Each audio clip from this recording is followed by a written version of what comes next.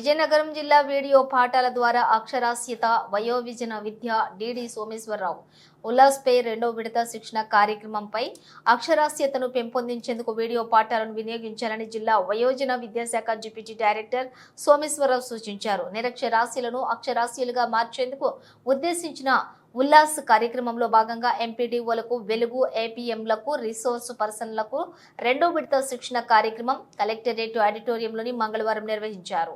TCS రూపొందించిన video పాఠాలను బోధించే విధానాన్ని పవర్ పాయింట్ ద్వారా వివరించారు. డిడి సోమేశ్వరరావు మాట్లాడుతూ జిల్లాలోని సుమారుగా 48,578 మందిని అక్షరాస్యులుగా తీర్చిదిద్దేందుకు త్వరలోనే బోధన మొదలు కాబోతోందని చెప్పారు. దీనికోసం ఇప్పటికే 4,857 మంది వాలంటీర్లు టీచర్లను గుర్తించి వారిని మ్యాపింగ్ చేయడం కూడా పూర్తయిందని తెలియజేశారు. అక్షరాస్యతను పెంపొందించేందుకు సాంకేతిక పరిజ్ఞానాన్ని విరివిగా వినియోగించుకోవాలని విద్యా హక్కు చట్టం 2020లో ఉందని, దాని ప్రకారం టీసీఎస్ ద్వారా ప్రత్యేకంగా వీడియో పాఠాలను రూపొందించడం జరిగిందని చెప్పారు. పుస్తకాలను కూడా ఇప్పటికే అన్ని మండలాలలో వెలుగు కార్యాలయాలకు పంపించామని, వీటిని వీలైనంత త్వరగా పంపిణీ చేయాలని కోరారు. 23న మండల స్థాయిలోని విటిలకు శిక్షణ ఏర్పాటు చేశామని అన్నారు.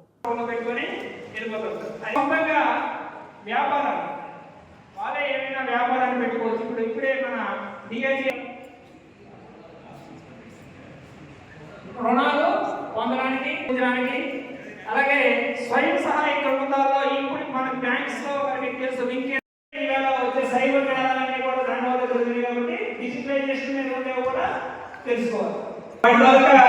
ఫంక్షనల్ ఎఫిషియన్సీ గురించి కూడా చాలా అవసరం. అంటే ట్రాన్స్పోర్టేషన్ అలాగే వాళ్ళ దైనందిన జీవితంలో కొన్ని ఉండే ఇబ్బందులన్నీ తెలుసుకోవడం కోసం ఇది కూడా అవసరం. Thank you sir. ఈ మాటలో మొదటి అక్షరం ఏంటి? రెండో అక్షరం రా.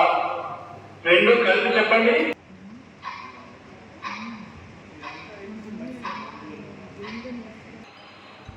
ఇందులో మొదటి అక్షరం వా. రెండో అక్షరం మీరు చెప్పండి. 70% వరకు లిటరసీ అనేది ఉంది సార్. కాబట్టి రిమైనింగ్ 30% కూడా అచీవ్ చేయాలనే ఉద్దేశంతో ఈ కార్యక్రమం అనేది చేయడం జరిగింది సార్. అవేర్నెస్ క్రియేషన్ మెయిన్ ఏంటంటే ఈ ప్రోగ్రామ్ వాళ్ళ ఉద్దేశం వాళ్ళు అవేర్నెస్ క్రియేషన్ ఒక క్రియాత్మక ఫంక్షనల్ లిటరసీ ఉందనుకోండి.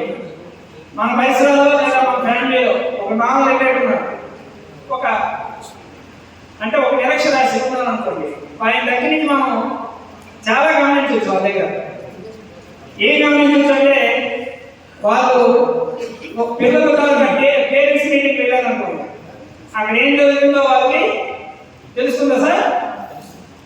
తెలియదు. అలాగే ఉద్యోగ అవకాశాల గురించి వాళ్ళకి తెలియదు. వాళ్ళ పిల్లలు ఏం చేయాలో కూడా వాళ్ళ ఇంకొక మీద ఆధారపడాలి.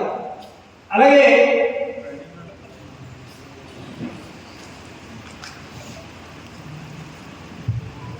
సహాయం చేయలేకపోతున్నాము అని వాళ్ళలో ఒక న్యూనతా భావం అనేది ఉంటుంది. వాళ్ళ ఆలోచన దెబ్బతింటుంది.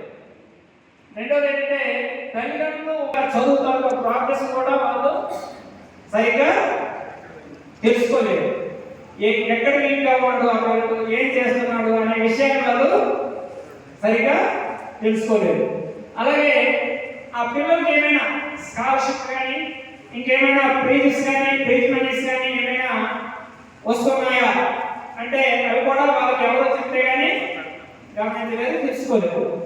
అలాగే వాళ్ళు ప్రభుత్వం నుంచి వచ్చే నోటీసులు ఇలాంటివి ఏమైనా చదవగలరా అవి కూడా తెలుసుకోవాలి. పక్క వాళ్ళ దగ్గర వెళ్ళి తెలుసుకోవాల్సిందే. అలాగే స్థానిక ఉద్యోగ అవకాశాలు మేము ఆ రోజుల్లో చదువుకోలేదు కాబట్టి మాకు ఉద్యోగం రాలేదు. మా బయట ఉద్యోగస్తులు చూస్తే వాళ్ళకు ఒక ఆటోమేటిక్గా మనం పల్లెల్లో గమనిస్తూనే ఉంటాం ఆ భావాన్ని. అలాగే వస్తువులు కొలతలు ధరలు వాటి గురించి వాళ్ళకి చాలా సమస్యలు అనేవి రావడం జరుగుతుంది. ఇవన్నీ కూడా ఫంక్షనల్ వెబ్సైట్ వస్తాయి సార్ తీసుకోవడం కోసం. Okay sir, thank you sir. ఇంకా మీకు తెలియని భాగం అంతా మీకు తెలిసిందే. ఏమైనా ఒక రెండు విషయం తెలిస్తే ఒక తిరుగుతుంది కదా అంతే. అక్షరాస్యత అనేది ఎందుకు? ఎవరైనా అక్షరాస్యత అనేది మన దగ్గర ఉండే ఇప్పుడు డిఆర్డిఏలో